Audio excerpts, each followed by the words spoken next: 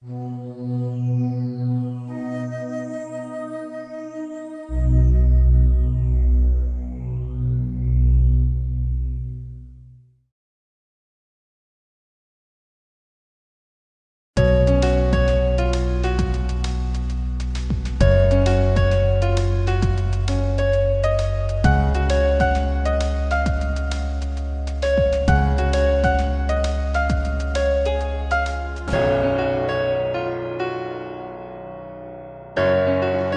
the local community, and we walk past them every day. But there was a man in our community who stopped and took note and said, something must be done. How many of us have said, something must be done? That's not enough. He said, there is something that I must do. And so today we have with us Dr. Stuart A. Hamilton. And someone asked, what is the A for? That was the grade he got in medical school. He is the CEO and forever the CEO and founder of Eau Claire Community Cooperative Health Centers, where all medical services are offered on a sliding scale. You know, I've seen a lot of doctors who did slipping and sliding, but he was the first doctor I saw that had a sliding scale. Not how much more can you pay, but how can we get payments where you can make them. He is a graduate of Trinity College in Hartford, Connecticut. Hamilton earned his medical degree as a pediatrician at Columbia University. And so many times we are proud that he's with us, but he has put a star in their crown. He is the one they're talking about, but now he belongs to us. He is a personable doctor. And I asked him at the beginning of this program, how do you do it? He said, what? I said, do you realize that over the past 20 years, you have addressed the needs of 50,000 patients? How do you make house calls? And he said this, I go home and attend to my family, because you cannot be a doctor without balance. But he had the foresight and vision to see that he must multiply and extend himself. He said, how was that? Hire more doctors? No. Hire people in the medical profession that not only had skill, but had a heart and a genuine love for the people. I know Dr. Stuart Hamilton, but I don't know him as a doctor. I know him as a man of faith. I know him as a cornerstone and a foundation in his church. I know him as a praying man. You say, well, how do you know he prays? He gets grants, doesn't he? He goes from year to year on grants. Well, he's a praying man. Won't you welcome with me Dr. Stuart Hamilton, please?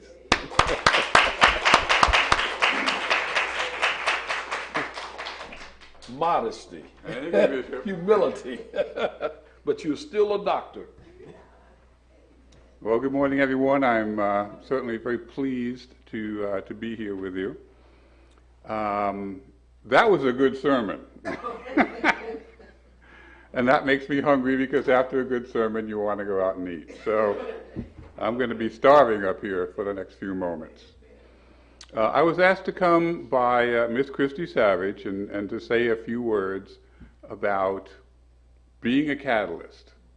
I said, okay, we'll give that a shot. We'll see what happens there.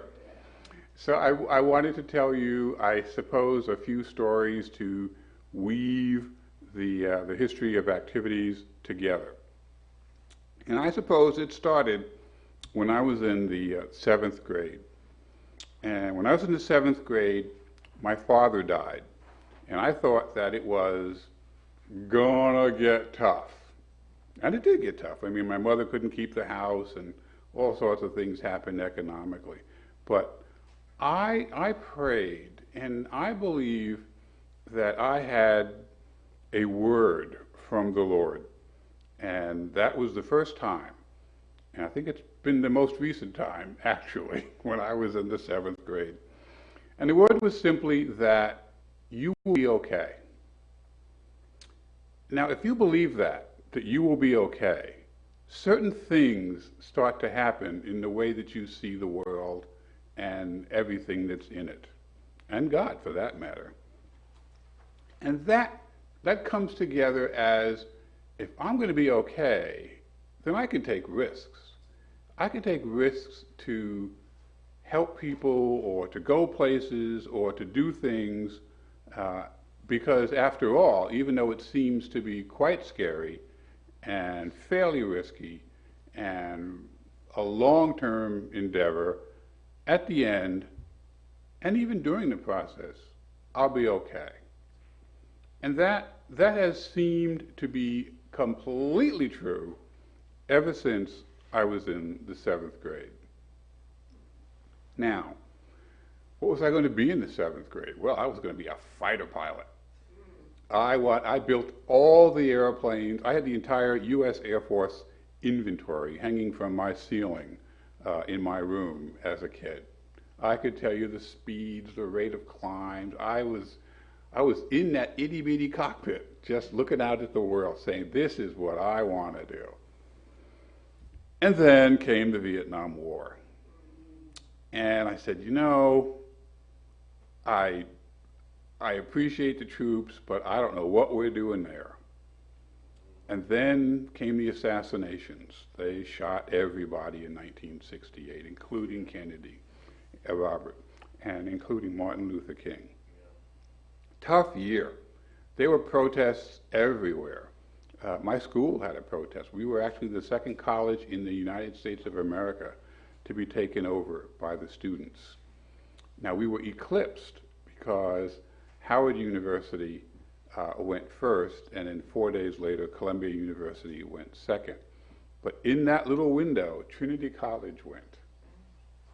And I might add that with 7 black people on campus, that was no simple endeavor. We had a coalition of 300 people who actually occupied the buildings. And I might add, if you're going to do it, you might want to take food. Because by the 3rd day, we were awfully hungry. And the administration said, okay, well, I guess it's over. If you're going to not to death, you might want to come out. And we'll let everybody come out, and it will be fine, and we'll give you everything you've asked for, because it was all reasonable, in exchange for a list of who's been in the building. And of course, everyone would be placed on probation. At that time, everyone was placed on probation, so the next demonstration never occurred, because that would have been the expulsion of 300 people from a college of 1,300 people. So we had to stick it out. So I said, well, I guess there goes my Air Force career. And I was even invited to the Air Force Academy. Didn't go. Didn't want to go to that particular war. Couldn't see the point. It was all the Cold War. Get ready for the Russians. It wasn't getting ready for the Vietnamese. So didn't go. They had a draft. I was given a number of 256. Everyone below the number of 235 was drafted. Didn't have to go. Said, okay, I'll do something for public service. I will teach. I will teach my favorite subject, which is biology. And I taught, and nobody was interested. I had a great time teaching, but I would turn around and everybody was like, well, I said, I don't see a long-term future in this. I have to do something with my favorite subject, biology, but more on a one-to-one basis. Maybe medicine. Maybe medicine. Looked around, got into school, said, okay, this is very interesting. A lot of stuff happening here, but it was political. Never expected it to be political.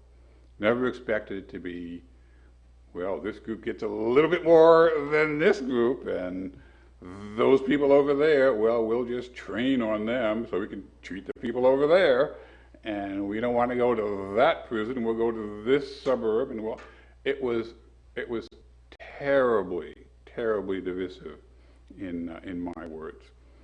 So I said, during internship and residency, I'm going to take a couple of years off, join the public health service, go to a place that's really poor and see what happens. Fight the good fight in a place that's really poor. And I was sent to Chester, South Carolina. And it was an interesting place. Apparently they hadn't had a lot of black doctors in Chester before, like ever. And it was a very funny scene. The people had been looking for a physician for years, and they had tried to recruit for years. And my wife and I were looking at sites in Virginia and North Carolina, and nothing was looking really good for the public health service in underserved areas there. So I called up the government and said, what else have you got? And they said, oh, we've got a spot in Chester. They've been looking for years. We'll tell them you're coming, and they'll be ready for you. Were they ready? They had a reception. They had the county council, the hospital board, the mayor, the banker, a realtor, everything but the brass band. And it was just like the scene out of Blazing Saddles. My wife and I drove up, and the imaginary band went da-da-da-da-da, the sheriff is and it was just like the scene from Blazing Saddles. They did their best. They did their best to be polite, but you could feel the strain. They were just straining. So we said, yeah, okay, we'll come, and I'll even bring my friend who's an internist, Dr. Humphrey, because we went to college together. We'll come, and we'll help you guys out for the 2-year tour of duty. And they said, oh, thank you. They were so enthusiastic. So I went back to Manhattan to get ready, and I started getting the hate mail. You won't like it here. Now, how do these people know where I live? The apartment number and everything. You know, you look at a house in the wrong neighborhood, you know, it's going to be hard. I said, all right, I get it. So we went to Chester. And I was appalled. They treated the people who worked in the mills really in a shabby fashion. They called them lint heads. It was terrible. And the black people, oh, wow. They had black and white waiting rooms. I said, yeah, really? What is going on here? The doctors in town wouldn't speak to us. They wouldn't take nighttime call. I said, okay, all right, I get it. We're going to have to dig in, really dig the trench, and prepare for protracted warfare, because this is not going to be an easy tour. And it wasn't. Every night, on call. Every night for 2 years. Every single night for 2 years. There was no answering service. People called you at home. Or they came to your home because they knew where you lived. So there were no vacations or anything. It was work. And if you made a diagnosis that somebody had missed, then they really didn't like you. We had one little kid who was obviously born with a deformity that was correctable if you could do it by 2 years. And it was obvious at birth, but nobody said anything. So the mother brought the kid in, and I said, my word, he jumped right out of a textbook. And I said, so who is your neurologist? And she said, what do you mean? I said, well, who takes care of his issues? And she says, what do you mean? And I said, well, this is going to be awkward. So I got the textbook out, and I said, does this kid look familiar? And she said, it's my child. And make a long story short, 2 days later, he was at Duke having his head operated on. So, of course, when he comes back to town, people start saying, why didn't somebody pick this up? And then you become the bad guy. So it got worse. It just got worse, and it got worse. So 2 years went by like 10 years. I'd like to say it went by fast, but it was agonizingly slow. And then we decided we would go to Ohio and save the poor people in Ohio, because I was offered a fellowship in infectious disease, and they said, we'll make it right because we know you from the other school and blah, blah, blah. So I said, okay, we'll go to Ohio. My wife went to get a job. She had just passed the bar here, and she was snowed in at the Cleveland airport for 3 days and never got to the job interview. She came back and said, forget about Ohio. It's not happening. So we ended up looking again. So I said, you know, right down the road in Columbia, they have a large hospital, and we could go there. There's lots of poor people there, and the Census Bureau, do not trust the Census Bureau. The Census Bureau says there's a section of town called Eau Claire, and they've got 35,000 people and one doctor, and he's retiring. So there must be a need in Eau Claire. And if the poverty rate is 25%, and if 25% can't pay, you'll be okay with the other 75. Don't trust the census. We started out, just like it said, 25% couldn't pay. And then all the doctors in town of Columbia who did pediatrics said, hey, there's this guy, he'll see you if you don't have any money. So it went to 35%, 45%, 55%, 65%. And we started borrowing money at 70% people who couldn't pay, and at 80% people who couldn't pay the money back. So I had 3 jobs. I worked in a private practice in Columbia, South Carolina, losing money like crazy. I joined the Army Reserve to have a retirement plan because there was no savings to retire on. And I had worked part-time as a medical director at a HMO. And I was working in the emergency room in Lancaster every once in a while to pay the bills. So I said, well, and I was on call every night in Columbia because the pediatricians in Columbia would not share a call. I said, wow, this medical thing is really hard because I'm not sleeping and I'm getting grumpy and tired, but I'm supposed to be okay. So something's got to be wrong. If you're doing what you are called to do and it's not working, then I suggest you take a real assessment of what you're doing, because it may not be the right format. So it wasn't the correct format. So we decided to dump the private practice model and reinvent as a not-for-profit. And as a not-for-profit, you can go out and get grants and look for support and help along the way. And as we were going to do that, there was a knock on the door at the office in the middle of the day, and there were 2 gentlemen there. And they said, can we speak to Dr. Hamilton? And they said, sure, why not? He speaks to everybody. And go out in the hall, he'll eventually come by. And they said, and I quote, we see what you're trying to do.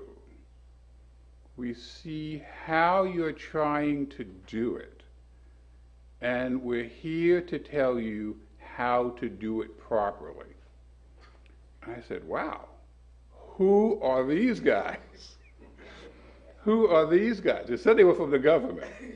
I said, well, who called them? I don't know. We had a chat, and they said, look, you've got to reinvent this thing as a community health center. And you've got to apply for grants, and you've got to apply for a special status, and you've got to do this, this, this, this, and this. And I said, well, that's reasonable. How do we do it? He said, call this number for an application and start the ball rolling. I said, fine, I'm on it, we'll do that. And what they said was true. They left, never seen them again. They never called back to say, how was it doing? They did say, hey, I like that picture on the wall, can I have it? It was a picture of a baptism scene. And one of my hobbies is acrylic and oil painting. So I had painted this picture of a baptism scene. And they said, can I have that? And I said, certainly. You want the frame too? And he said, yes. So I gave it to him. And he put it under his arm, and the 2 of them walked out the door, and they were gone. I said, angels unaware, who are these people? So I said, we will do everything that they said, and went down the checklist, and by golly, everything they said was true. Everything they said was true. How to get the grant, how to do the application, how to move from A to B to C to D, and then we were on our way. And in 40 years, it went from a 2-person practice to a 60-doctor practice with 32 nurse practitioners and physician assistants and a staff of 430 in 18 locations serving 50,000 plus people and 2 international locations. One in South Africa and one currently under construction in American Samoa. Now, American Samoa, you think the people of the Caribbean are kind of easygoing and not going along with schedules. The people in Samoa make the people in the Caribbean look like they're in the left lane of the interstate. They are really laid back. It takes a long time to do anything there. But they're the sweetest people in the world because they have no history of oppression or slavery. So there's a transparency and a trust there that a lot of people here do not have, just do not have. So it's very pleasant to work there. So I say all that to say, what now? What do we do? What's the secret sauce? The secret sauce is simply prayer. There's no other way to state it. The secret sauce is simply prayer. Because it gets very dark out there, very lonely out there, and very scary out there. Because the economics of medicine are very, very oppressive. And there are middlemen everywhere charging. It's like being a farmer. And between you, the farmer, and the supermarket is a legion of middlemen. And you, the farmer, are wondering what in the world is going on, because between me and the supermarket, everything is inflated 1,000 times, and I'm out here doing the work. Primary care medicine is the same way. The middlemen are everywhere. They're like fleas on a dog. So as time goes on and the system is built over 40 years, you get old. And you say, you can't ride this pony forever. And you have to hand it off to the younger generation. And you do. And then you sit back and you say to the Lord, well,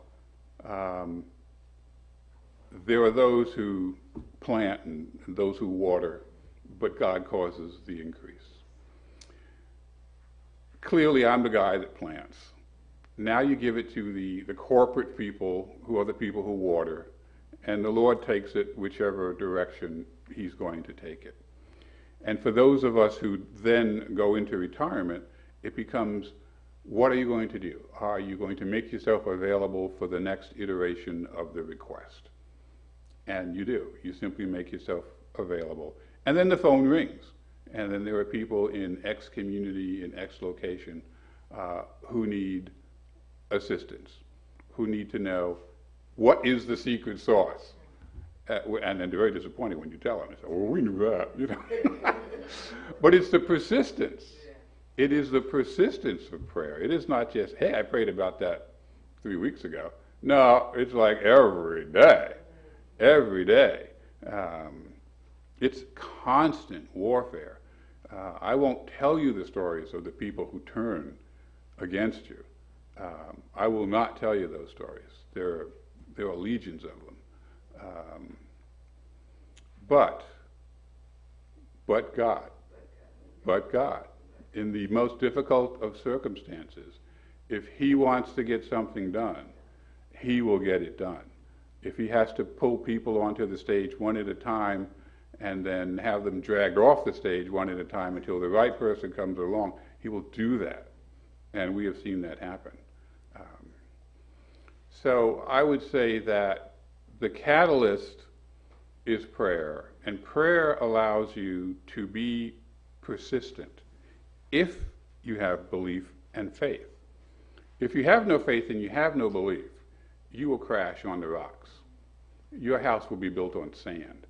And it's not if the storm comes, it's when the storm comes. It will come. It will come just as certain as the sun rises in the morning. Those storms will come. And if you are not built on the rock, you will collapse. And it will collapse with a great noise. And people will be talking about it for a long time. Boy, didn't that collapse. You know? So, all of that is to say that the Lord has a plan. In fact, this great train that's coming through, you can hear the diesels humming and whatnot, and you want to get on that train to be part of that plan and be on that road of salvation as you work and build on your salvation, so that at the end you will go to the grave, as my South African pastor friend says, go to the grave empty, because you have given it, dispersed it, told it, and you go to the grave empty. But you want to be on that train. You definitely want to be on that train. So I would like to thank all the folks who have helped with persistence, they don't even know who they are. I mean, I used to listen to Billy Graham on the radio, you know, and that's in the 1960s and 70s. That's how bad it got. That's how bad it got. And pastors from a large number of churches that my wife and I have attended and said, this is wrong, we'll try another one. This is wrong, we'll try another one. So for those of us who church hop a lot, there's a little bit to be gained here and a little bit to be gained there as you weave the whole tapestry together. But you go to the grave empty. You hand off what you know to those who can do it. Kind of like the Timothy thing, you know, when Paul says to Timothy, you know what I've told you, and you're to give it to faithful men, and they're to take it forward. It's the same thing. Because he has given us everything that we need for life and godliness, and we are called to suffer with him, to be a good soldier. And as a good soldier, you're not concerned with what's going on out there. You're concerned with what you have as your duty as a soldier for your mission. And that's how it works. So thank you for letting me come by. I've enjoyed it. I could tell you stories all day, but I know we have a time limit. And I do want to thank you for allowing me to come and say hi. Thank you.